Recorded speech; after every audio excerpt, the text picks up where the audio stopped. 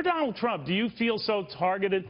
Because right now we've got all this hoopla over his losses and how much he was avoiding taxes potentially for many, many years. But let's step back from this for just a second and really see what's going on. He lost about $1 billion, if we're to believe the 1995 tax return. Now, if you substituted Donald Trump for, let's say, Apple or IBM or General Motors and put in the company name experiencing loss, would it carry the same weight as it does when you can say of the Trump organization, it's Donald Trump?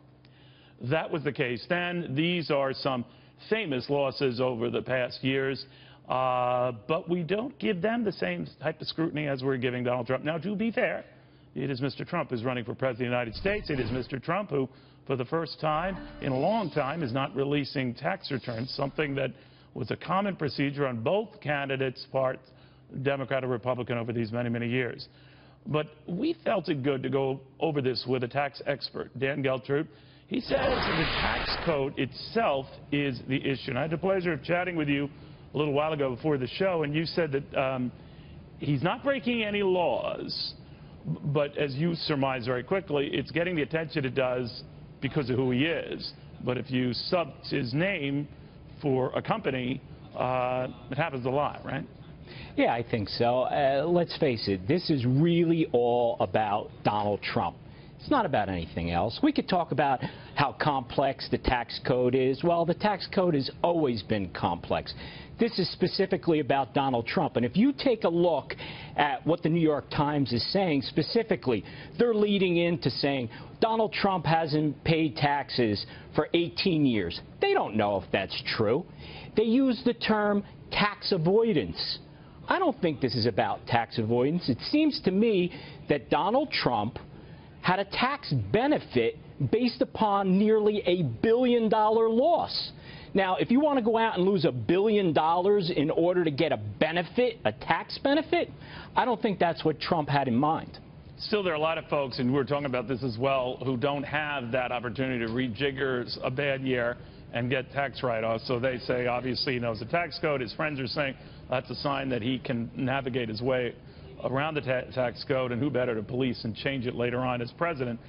But you pointed out something very interesting. We pick and choose who we have a fight over, like Warren Buffett. What did you mean by that? Well, when we talked about Warren Buffett, what we said is Warren Buffett was famous for making the comment that he is actually in a lower tax bracket than his secretary. Well, there's a reason for that. It's because Warren Buffett isn't paying taxes based upon ordinary income. All of Warren Buffett's income is being taxed as capital gains. Now, that's a loophole that he's taking advantage of. And you could make an argument to say, well, listen, that's a huge tax loophole. He's one of the richest men in the country. Why aren't we talking about that as really the problem with the U.S. tax code? But we're not. We're talking about Donald Trump. He's a lightning rod for this stuff, so that's why we're doing this. You were stressing that, as offensive as some might find this at sort of a gut level, it's all perfectly legal. Are there any special exemptions or allowances, all the more for the real estate or casino industries, that others don't enjoy, or what?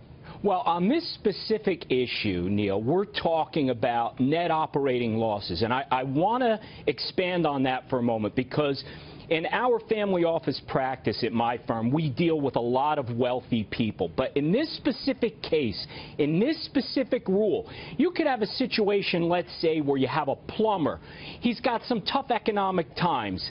Construction is slowing down. And let's say he has a $90,000 loss.